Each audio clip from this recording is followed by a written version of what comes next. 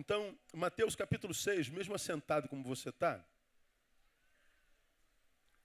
eu queria ler com você essa palavra de Jesus, que diz assim aos seus discípulos: mas buscai primeiro o reino de Deus e a sua justiça, e todas estas coisas vos serão acrescentadas. E ele continua dizendo: não vos inquieteis, pois, pelo dia de amanhã, porque o dia de amanhã cuidará de si mesmo. Basta a cada dia o seu mal. Palavras de Jesus de Nazaré. Jesus está reunido com os seus discípulos. No capítulo anterior ele fala sobre as bem-aventuranças. No capítulo 6 ele fala sobre as necessidades humanas, das coisas, que cada um de nós precisa para uma vida equilibrada, para viver-se uma vida que vale a pena ser vivida. Uma vida com dignidade. Jesus está falando com os seus discípulos a respeito disso. E depois que ele fala dessas coisas, ele está dizendo: mas busca primeiro o reino. Por quê, Jesus? Porque se você buscar primeiro o reino, todas essas coisas, ou seja, todas as suas necessidades serão supridas. Todas. Busca o reino. Não as coisas. Que aí então, nenhuma das coisas que você precisa vai faltar na tua vida. Então nesse versículozinho, nesses dois versículos, Jesus fala algumas coisas muito interessantes para as quais eu quero chamar a sua atenção. Primeiro ele diz que nós podemos sonhar com coisas. Jesus está dizendo que desejar coisas não é necessariamente uma atitude materialista. Então ele está dizendo, trazendo para a realidade que nós vivemos hoje, essa transposição de anos. Você sonha com coisas em 2015? Sonho. Que bom. Ele está dizendo, eu reconheço a validade desse sonho com essa coisa. Meu sonho, pastor, é trocar de carro esse ano. Esse sonho Jesus reconhece. Esse ano eu quero comprar uma casa. Esse sonho Jesus reconhece. Esse ano eu quero achar a minha futura esposa, meu futuro marido. Aleluia, glória a Deus. Jesus está dizendo, eu reconheço esse negócio. Esse ano, pastor, eu quero passar no concurso público porque eu me recuso a acabar o ano ganhando menos de 10 mil reais por mês. Recebe aí, aleluia, glória a Deus. Então, esse sonho é reconhecido por Jesus. Sonhar com coisas para Jesus não é necessariamente uma atitude materialista.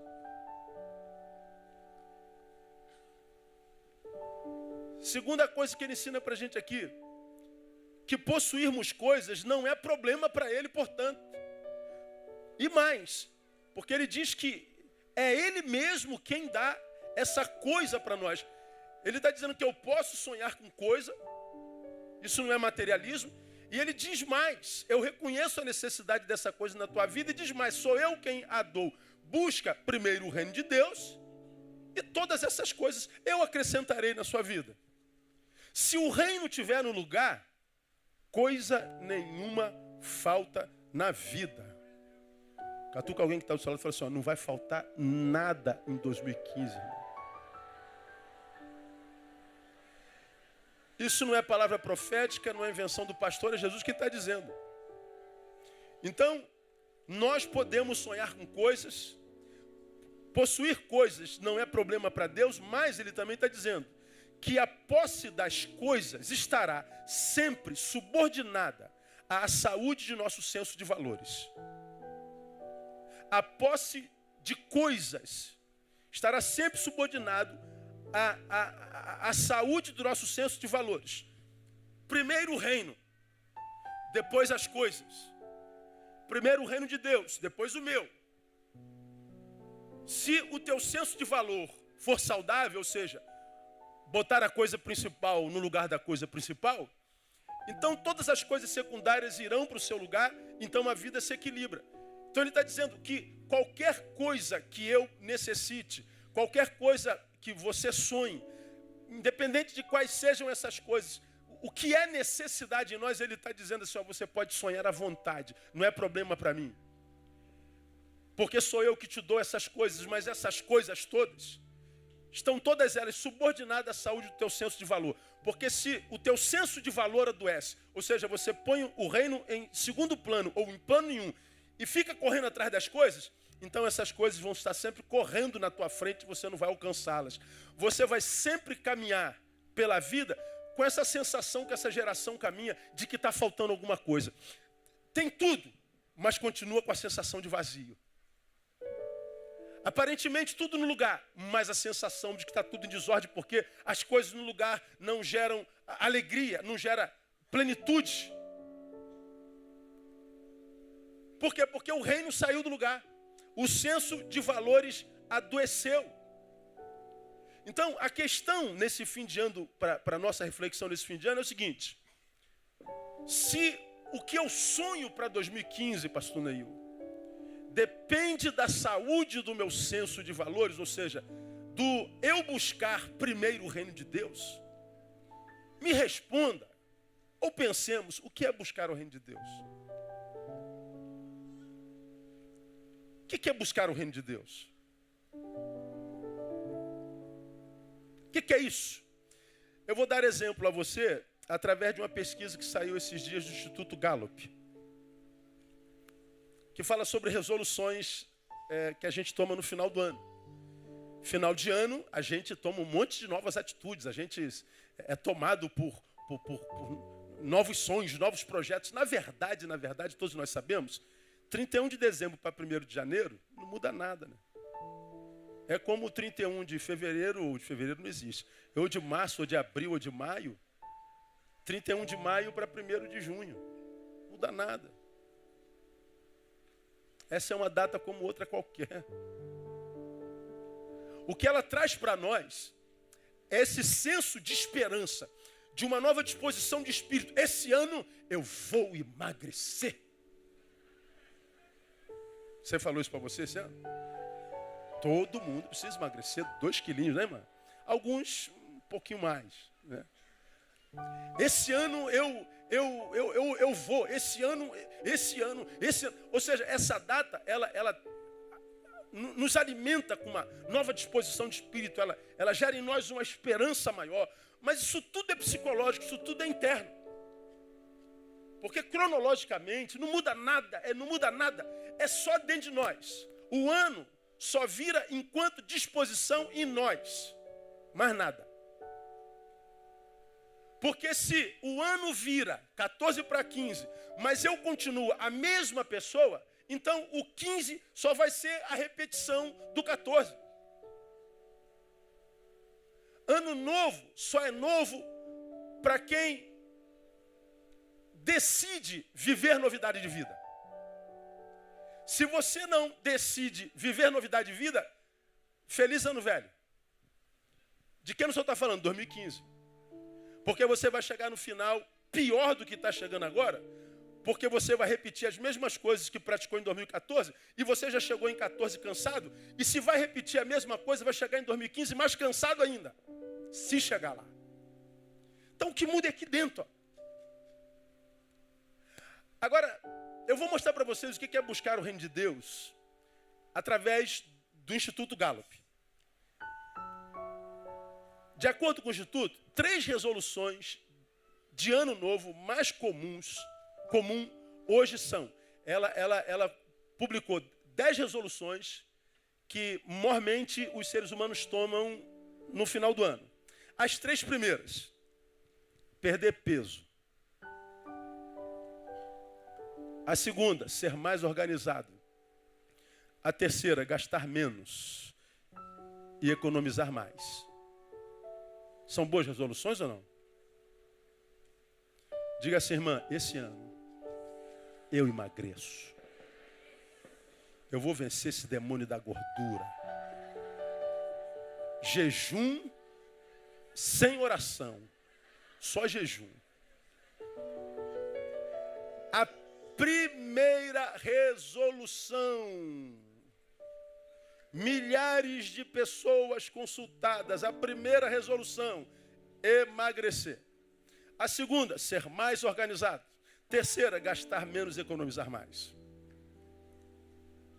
Agora uma curiosidade. Eu achei essas resoluções que, enquanto pesquisa foi feita, só que em 1940. Olha as resoluções de 1940. Primeiro, melhorar meu caráter. Segundo, conviver mais com a família. Pasme. Terceiro, ser mais frequente e me envolver mais na vida da minha igreja.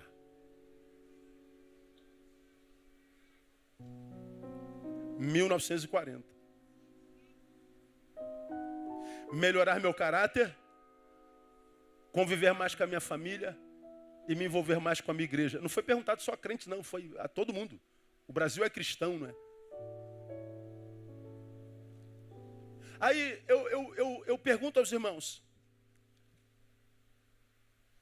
há algum pecado nessas 6 resoluções? Por exemplo, perder peso. Essa é uma resolução pecaminosa ou não? Não. Ser mais organizado. Tem pecado nesse pedido? Não. Não. Gastar menos e economizar mais. Tem pecado nesse pedido? Não.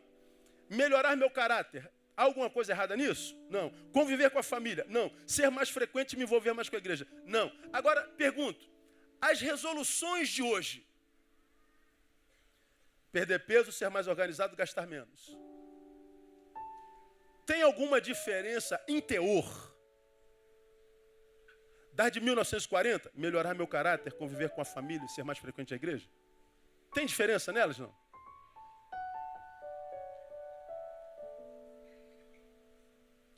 Elas são completamente diferentes em teor.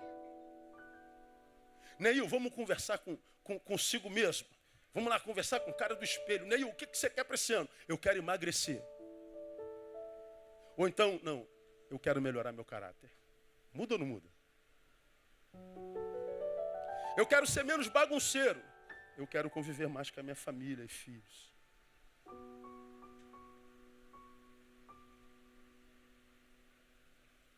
Muda completamente. Quais são as tuas resoluções? Eu ouso dizer, que pelos pedidos que fazemos no fim do ano, vocês escreveram o seu pedido aí, pelas resoluções que tomamos no fim do ano, nós revelamos a que reino servimos, ou qual reino habita nosso ser.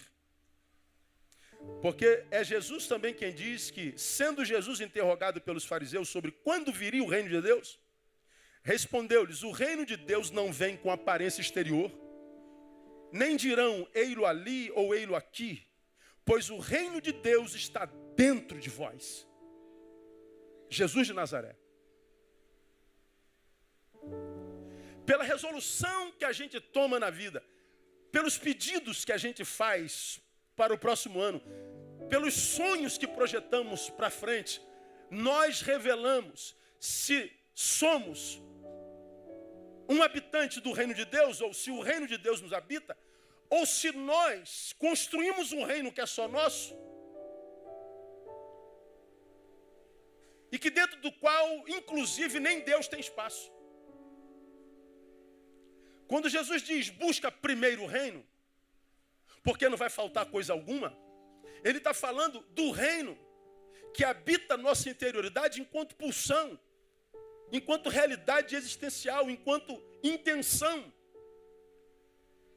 Buscar o reino de Deus não é só frequentar a igreja, não é ter uma religião, não é ser um sujeitinho comportadinho, bonitinho, não é ser um intelectualzinho, teólogozinho ridículo, cheio de letra, mas vazio de pulsão existencial. Buscar o reino de Deus tem a ver com o que habita a nossa interioridade na verdade. E essa resolução, essas resoluções do Gallup, me parece que revela muito bem. Porque quando uma pessoa coloca como resolução, eu quero perder peso, ele está pensando no reino de Deus ou está pensando no seu reino? Eu quero gastar menos dinheiro, está pensando no reino de Deus? Agora, quando a pessoa diz, eu preciso melhorar o meu caráter. Quando a pessoa diz, eu preciso melhorar a minha relação familiar. Essas pessoas estão revelando qual reino habita, qual reino elas estão buscando. E dependendo de Jesus, do reino que a gente busca, ou seja, da saúde do nosso senso de valores, assim será a nossa relação com as coisas, inclusive as necessárias. Então, meu irmão, o teu 2015 será a proporção do reino que habita teu ser. Será a proporção do reino do qual você faz parte. O 2015 não se torna um 2015 abençoado através de jargões evangelicais. O nosso ano não se torna abençoado, o nosso futuro não se torna uma realidade aprazível a partir de posturas mentais, de mentalizações abstratas. Não. Através das sementes que nós jogamos no caminho é que os frutos serão colhidos lá na frente. Então, para nossa reflexão, nesse tempo que nós viramos o ano, para que entremos em 2015 corretamente, a fim de não atrapalharmos os planos de Deus para nós nesse novo ano, vamos fazer uma breve análise das seguintes questões. Aqui eu peço a sua atenção. Primeira questão. Vamos imaginar que como resolução nós tenhamos a seguinte questão. Eu quero que Deus, nesse ano, responda às minhas orações. Pergunto a vocês, me respondam, não se constranjam. Tem alguma coisa errada nessa resolução? Sim ou não? Sim? Quantos querem que ao orarem nesse ano, Deus responda às orações? Deixa eu ver. Diga assim, eu quero. Aleluia. Não há nada de errado nisso. Então essa é uma questão. Eu quero que Deus responda às minhas orações. Mas deixa eu fazer uma outra pergunta nesse mesmo assunto. Eu quero ser resposta de Deus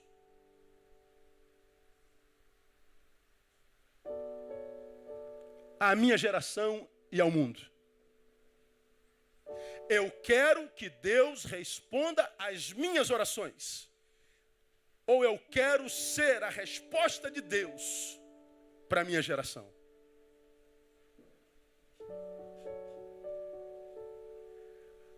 A diferença nisso, quando eu falo assim, Deus responde a minha, eu estou pensando em que reino? O meu ou o dele? No meu. Quando eu digo assim, Deus, faça de mim a resposta que a minha geração faz, pergunta. Faça de mim a resposta para as indagações da minha geração. Faça de mim a tua resposta. Deus, eu quero sim que tu respondas as minhas orações, mas eu não quero só que tu respondas, eu quero ser respostas. Bom, dependendo de até onde vá a cada um de nós nessas indagações, nós vamos estar buscando o reino de Deus ou não. Por quê? Eu tenho me encontrado com muita gente que reclama, como eu já falei aqui nesse culto, que Deus não fala comigo, Deus não responde as minhas orações. Talvez Deus não responda as tuas orações, não fale contigo o ano todo, porque Ele sabe que você só está preocupado com a resposta para si mesmo, mas não te interessa a resposta da oração de ninguém. Não há pergunta alguma, além das tuas, que te interesse. Então, a despeito de você desenvolver uma vida de oração por causa da intenção de ter resposta de Deus, mas de não ser resposta para Ele, você talvez faça coro a um time de tantos crentes frustrados com Deus, que fazem parte da sua igreja, que fala muito de oração, mas não ora. Que faz campanha de oração, mas só ora na campanha.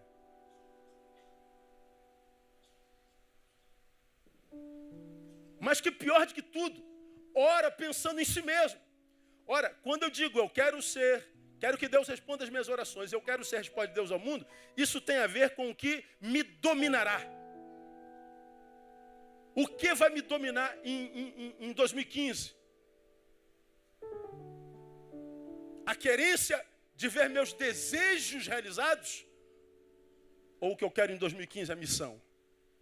Nós ouvimos ontem aqui na aula do Ariovaldo Ramos, uma frase que eu notei. Ele disse assim, ó, no Evangelho, eu não encontro uma fonte de realizações dos meus desejos, eu encontro uma missão. Ele está dizendo que o Evangelho de Jesus não é uma fonte de desejos onde eu jogo uma moedinha, como ensinam os pastores evangélicos.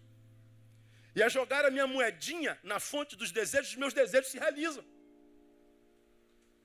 Aí a oração, como eu já preguei aqui, já ensinei à igreja, se transformou numa petição. A gente só fala com Deus para pedir. A gente só fala com Deus para tirar algo dele. Somos uma noiva, mas uma noiva que parece que quer lhe dar o golpe do baú.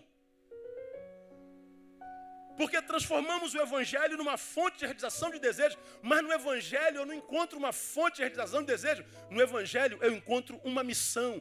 Eu me torno uma resposta de Deus para a minha geração. O que a minha geração está perguntando? Qual é o anseio da minha geração? Eu estou dizendo, Deus, eu estou entrando em 2015, querendo ser resposta dos anseios da minha geração. Eu quero uma missão, eu quero senso de utilidade. Eu não quero só que tu sejas o realizador do meu desejo. Eu não quero que tu venhas a mim com uma varinha de condão. Eu não quero no Senhor uma fadinha. Eu quero no Senhor um Senhor e Rei que me dá significado à vida. Eu quero em 2005 servir-te, ser útil à minha geração. Isso é buscar o reino de Deus. Porque o que passa disso é parasitismo evangélico. Essa é a primeira questão. Vamos à segunda questão.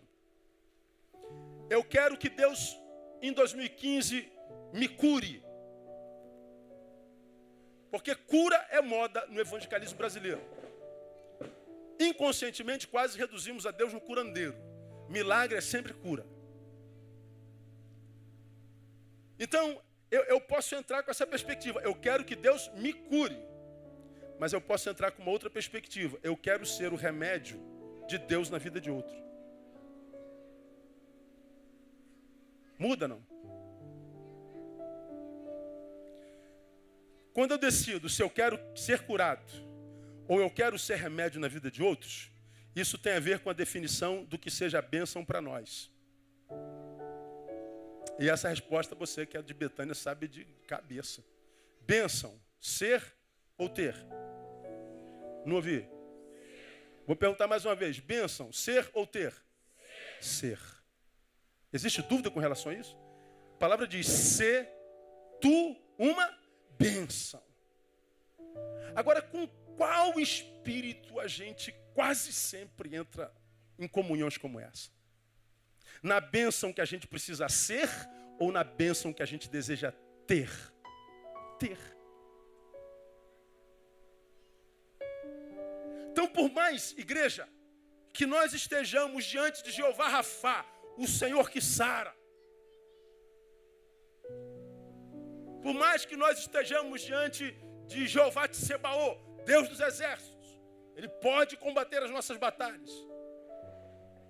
Ainda que eu esteja diante de Jeová Jirê, o Deus de toda a provisão, ainda que nós estejamos diante desse Deus que pode me curar, que peleja minhas pelejas, que é o Deus de toda a provisão, ainda que eu esteja diante desse Deus, eu tenho que estar dizendo, Deus, porque eu sei que tu vais me curar, porque eu sei que tu vais me prover, porque eu sei que tu vais guerrear a minha batalha, então, Deus, no campo do ter, eu já estou resolvido. Então, eu quero ser uma bênção para a glória do teu nome.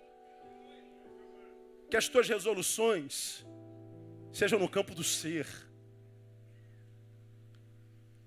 Que você se recuse a ser um pedacinho de carne que anda, como eu tenho pregado esse ano todo, que se exibe, que quer na sua própria imagem ser glorificado o tempo todo, que quer ser desejado, que quer ser gostoso, que quer ser gostosa, que quer ostentar o seu carrão, a sua sabedoria, que quer vender uma imagem de divino, quer que todos estejam aos seus pés te invejando. Deixa de idiotice, cara. Isso é coisa para gente pequena. Valoriza a imagem porque o conteúdo é pífio. E triste é ver gente envelhecendo assim. Quanto mais velho, mais menino. Quanto mais velho, mais exibicionista. Quanto mais velho, ostentador. Ao invés de amadurecer, ele vai se tornando menino. E aí não sabe porque, como eu tenho pregado, a vida vai sendo marcada por profundas interrupções. Nada permanece muito tempo na história do sujeito. Começa um monte de projeto, interrompe todos eles, tem que recomeçar. E é interrompido de novo, recomeça. Chega uma hora que não tem mais força para recomeçar, porque o futuro já está escrito. Futura interrupção. Então, quando Jesus diz assim, mas busca primeiro o reino, ele está dizendo, mais do que ser curado, seja o remédio. Mais do que ser a doença, seja a cura no nome de Jesus. Isso tem a ver com o que nós definimos como sendo bênção na nossa vida. Vamos a uma terceira questão. Eu quero que Deus me prospere. Ixi. Essa todo mundo quer. Quem não quer, né, meu? Pelo amor de Deus. E é pecado impedir a Deus para nos prosperar, sim ou não? Não. Ele falou, pode pedir o que você quiser, Neil. Coisas não são um problema para mim. Pedir coisa não é necessariamente um ato de materialismo. Não. Pode pedir prosperidade. Sim, você pode botar aí no seu pedido. Eu quero uma Land Rover. Quero sair do meu Fusquinha para Land Rover. Quero sair da casinha na comunidade, quero morar na Vieira Solto. Problema nenhum. Quero perder 60 quilos em janeiro. Pode. Porque perder quilo em janeiro e dezembro é só milagre mesmo. Eu quero que Deus me prospere. Sim, você pode, mas você pode dizer o seguinte: eu quero compartilhar com os mais necessitados a prosperidade que Deus já me deu. Porque você já aprendeu em algum lugar não muito longe daqui que no Evangelho, próspero não é quem tem muito. Próspero é quem tem sempre. Você é próspero ou não é próspero? Aplauda o Senhor do Deus da prosperidade. Ele não tem permitido faltar na nossa mesa. Nossos filhos não conhecem fome. Somos prósperos. Recebemos domingo retrasado um missionário lá do Níger, país mais pobre do planeta. E Deus o chamou para trabalhar naquele lugar, e lá ele está há alguns anos, ele alimenta 2.000 pessoas. Ele trouxe aqui foto de crianças, pele e osso, que só tinha cabeça. Ele tem que lidar com crianças morrendo de fome o tempo inteiro. Ele mora no meio do deserto do Saara, 67 graus dia. No inverno são 45 graus. Fome. Ele tem que enterrar a criança todo dia, o tempo todo, toda semana. As fotos que ele mostrou nos comoveu, nos deu vergonha.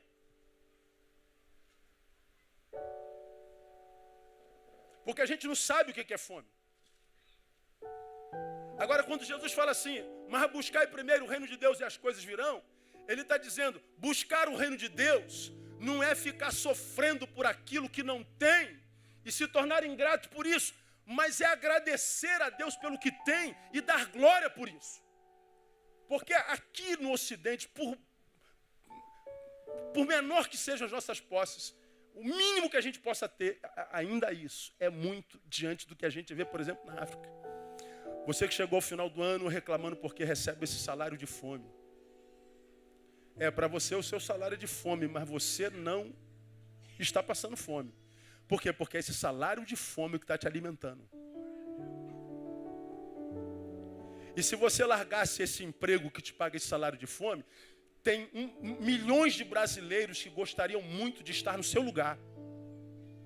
É como eu já preguei aqui, aquele sujeito que vai caminhando pela rua, brincando, de Havaiana, aí brincando, aí dá uma topada na pedra, aí arranca o tampão do dedo e xinga um palavrão. Filho da misericórdia. E ele começa a murmurar porque ele arrebentou o dedo naquela pedra. Deus, tu não me protege, como é que tu botou essa pedra? Porque o senhor não tirou essa pedra? Ele começa a murmurar porque ele deu um bico na pedra e arrebentou o tampão. E ele vai reclamando porque ele arrebentou o tampão do dedo, porque ele chutou a pedra. E ali na frente ele se encontra com um cadeirante, que olha para ele e fala assim, quem me dera poder estar em pé caminhando e dar um bico nessa pedra. Meu sonho era chutar uma pedra dessa. Meu sonho era ver o tampão do meu dedo arrebentando. O que você está chamando de desgraça seria sonho para outro. Dá para entender o que eu estou falando, amém ou não? Você que reclama porque tem que usar esta desgraça dessa muleta de olho. Porque eu tenho astigmatismo, eu tenho miopia, eu tenho sei lá o que tem nos olhos. Você diz, a minha vida é uma desgraça porque eu tenho que usar muleta nos olhos. Até você se encontrar com um cego. Dizer assim, quem me dera usar esse fundo de garrafa que você usa. Quem me dera poder ver essa gente toda embaçada. Quem me dera ver essa vida toda torta, esquisita. Quem me dera olhar para o ônibus e não conseguir ver o número dele, mas ver o ônibus.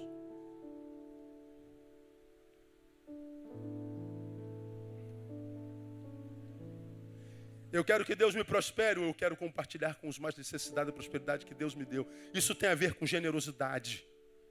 Generosidade é a única forma de vencer a pior das idolatrias. Qual é a pior das idolatrias? A avareza.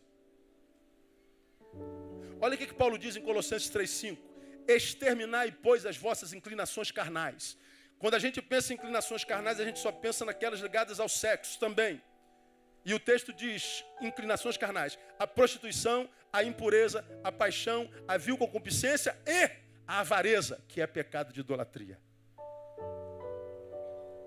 Como que Deus pode prosperar alguém que em prosperando ele sabe que o que chega na mão dele não chega a mais ninguém?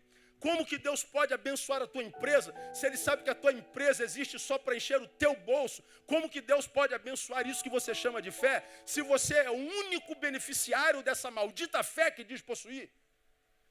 Como que Deus pode abençoar alguém assim? É por isso que tem tanta gente que dá errada. E com material maravilhoso de mercado. Você está com o melhor material de mercado do mundo. Qualquer um que tivesse isso que você tem na mão, ficava milionário. Mas na tua mão vira pedra, parece que tem a unção de Medusa. Porque Deus sabe que você é avarento. Deus sabe que generosidade não passa aí. Buscar o reino de Deus é pedir a Deus que nos dê muitas coisas, mas deixar claro para Ele que, embora nós venhamos a ter muitas coisas, nenhuma dessas coisas nos terão. Se tu deres, Deus, a gente compartilha. Se tu deres, Deus, essa coisa não me tornará avarento, não me adoecerá. Busca primeiro o reino. Vamos caminhar para o final? Você pode falar assim, Deus, eu quero que, no meio desses 7 bilhões de habitantes, eu quero que o Senhor me veja. Eu quero caminhar, Deus, e saber que o Senhor está me vendo. Não me esquece, não. Eu quero que Deus me veja. Bom, isso é pertinente. Mas eu poderia orar, eu quero que Deus seja visto através de mim.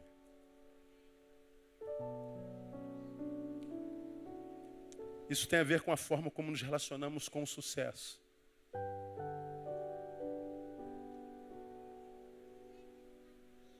Como eu citei domingo de manhã, eu poderia citar aqui hoje uma multidão, a igreja quase toda aqui hoje. O pastor conhece quase todas as ovelhas, não tem como conhecer essa multidão toda, mas grande parte dela eu conheço. Sei o que faz, sei onde trabalha, sei o que tem. E eu poderia apontar aqui algumas dezenas de vocês a quem Deus prosperou, Deus deu sucesso. E depois do sucesso, Deus perdeu vocês.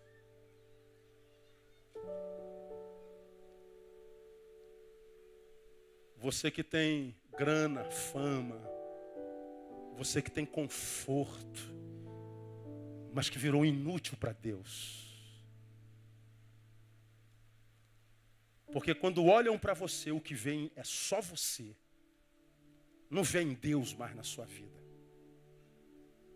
Houve um tempo que você sentia isso, hoje nem isso sente mais. Você entra em 2015, filho de Deus, mas sem o menor interesse de que Deus seja visto em você. Olhem para mim e vejam a minha beleza. Olhem para mim e vejam a minha roupa. Olhem para mim e vejam a minha magreza, veja a minha fortaleza, veja meu carro, veja como eu Não tem reino de Deus nisso. Você pode vir à igreja todo dia, irmão. Você pode subir monte, você pode fazer jejum. Se quando olharem para você não acharem Deus, você está só. Isso tem a ver com a forma como a gente lida com o bendito do sucesso. João, quando pregava a palavra e era admirado pelas multidões, descobriu que Jesus estava em outro lugar fazendo a mesma coisa, e eles tiveram dúvida a respeito sobre Jesus. E João, então, entre muitas coisas, resumindo para a gente ganhar tempo, ele diz assim: importa que ele cresça e que eu diminua. Não, ele não está competindo comigo, eu tenho que desaparecer, ele cresça e eu diminua. Isso é João. Isso é lidar com sucesso. Isso é lidar com a publicidade. Isso é dizer: Deus, eu quero sumir para que tu apareças. Então, ao invés de pedir a Deus para te dar sucesso, para que você seja visto por Ele, peça-o para que Ele seja visto através de você. E se Ele for visto através de você, irmão, esquece as coisas, filho meu. Elas virão atrás de você. Deuteronômio 28 se cumpre na tua vida essas coisas. Você não corre atrás das coisas, as coisas correm atrás de você. Todas essas bênçãos virão sobre ti e te alcançarão no nome de Jesus. Aleluia! Eu quero que Deus me veja, eu quero que Deus seja visto através de mim. Eu quero que Deus me abençoe, ou seja, eu quero que Deus abençoe a minha família. Ó, que pedido maravilhoso! Mas a minha, continua aí esse pronome possessivo. Abençoa o meu, a minha. Mas eu poderia orar de outra forma. Deus, eu quero, se depender de mim, que a minha família seja referência de saúde para as outras famílias. Eu quero que tu abençoes a minha família, mas eu quero que seja a partir de mim. Eu, dependendo de mim, Deus, serei um agente de bênção na minha família. Isso tem a ver com o quê? Com a forma como tratamos e honramos a família que Deus nos deu. Porque você pode estar brigado com a tua mulher hoje, com o teu marido hoje. Mas se é teu marido e tua esposa, um dia você o amou muito. Houve um dia que ele ou ela foi um presente de Deus para a sua vida. Talvez hoje você diz: não, pastor, porque o senhor não tem a esposa que eu tenho. Graças a Deus. Se eu tivesse a esposa que você tem, eu não teria a que eu tenho. E o problema não está na esposa ou no marido, está na forma como nós o tratamos. Está na forma como nós vemos. Eu posso ver minha esposa e ver só uma esposa, um outro. Mas eu posso ver minha esposa ou seu marido como um presente de Deus para mim. E eu vou honrá-la como quem está honrando o próprio Deus. Porque é Paulo em Timóteo que diz isso. 1 Timóteo 5, 8. O que está escrito lá? Mas, se alguém não cuida dos seus, principalmente dos da sua família, tem negado a fé e é pior do que o incrédulo. Buscar o reino de Deus é cuidar bem da família. Quando a gente termina o ano e diz assim: 2015 vai ser uma bênção. Depende do lugar do reino na nossa vida. Eu termino minha palavra. Uma outra reflexão: eu quero que Deus se manifeste a mim. Isso é um pedido maravilhoso, mas eu podia pedir diferente. Eu quero ser o sinal da manifestação de Deus no mundo. Isso tem a ver com o meu testemunho. Porque eu quero terminar aqui lendo Romanos 8,19, que diz assim: porque a criação aguarda com ardente expectativa a manifestação dos filhos de Deus. Porquanto a criação ficou sujeita à vaidade. Não por sua vontade, mas por causa daquele que a sujeitou, na esperança de que também a própria criação há de ser liberta do cativeiro e da corrupção, para a liberdade da glória dos filhos de Deus. Paulo está dizendo: os filhos de Deus têm liberdade na glória do seu Deus. E a manifestação dessa glória nos filhos de Deus é desejada pela criação como quem geme, dor de parto. E a dor por causa da sujeição à vaidade. Vaidade é culto à imagem. É ter uma imagem maravilhosa, mas como diria, como já citei aqui, Zygmunt Bauman. Uma imagem que tem conteúdo líquido. Bauman diz que essa é uma geração líquida. Uma geração que se você pega ouro e joga dentro, o ouro não encontra lugar com substância capaz de reter aquela joia, aquele saber precioso, aquele valor. Tipo ouro. Não, joga o que é precioso e vai para o chão, porque não tem consistência, é líquida. É só uma imagenzinha bonita. É só a possibilidade de uma fotografia. Mas não há mais nada dentro. Os que com os olhos veem, invejam, mas se pudesse perscrutar o íntimo deles, teriam pena.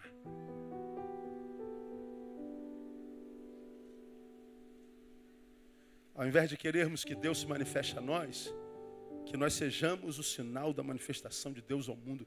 Que o mundo que geme, reduzido a uma imagem bonitinha, a um pedaço de carne que anda, mas suicida.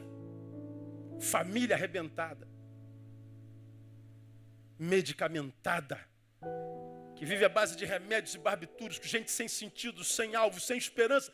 Essa geração geme e tudo que ela tem é a imagem, é nisso que ela investe, é nisso que ela gasta dinheiro, é nisso que ela põe tempo e envia esforços. Essa geração inconscientemente anseia por ver o sinal do reino de Deus manifesta em glória na vida dos seus filhos. Então, mais do que pedir para que Deus se manifeste na nossa vida, temos que pedir para Deus para que nós sejamos a manifestação, o sinal do seu reino na nossa geração, que tanto carece da glória de Deus. A pergunta com a qual eu termino é: como será o teu 2015? É você quem decide. Porque se você entrar em 2015 da mesma forma como acaba, você já sabe como será o seu 2015. E esperar colher algo diferente quando se planeja fazer a mesma coisa é viver insanidade. Só se colhe algo diferente quando se faz algo diferente. Então, no nome de Jesus, minha ovelha amada, minha igreja querida, planeje buscar em 2015, em primeiro lugar, o reino de Deus. Coloca lá na primeira resolução: não, emagrecer não, bota isso na segunda. Bota em primeiro lugar: eu quero buscar o reino de Deus. Porque se você buscar o reino de Deus, não precisa nem botar a segunda. Porque a segunda, terceira, quarta, quinta, 10ª, 20ª, se o reino de Deus estiver no primeiro lugar, todas as outras coisas, aleluia, vão ser acrescentadas na sua vida no nome de Jesus. Busca o reino de Deus, porque nesse reino há um rei. E no reino de Deus, o rei é de justiça. E quem está debaixo do reinado desse rei não vive necessidade alguma. Viverá vida, e vida com abundância. E aquele que promete não pode mentir. Seja assim o teu 2015, no nome de Jesus. E que nós sejamos o sinal da manifestação de Deus, para a glória do nome de Jesus. Aleluia!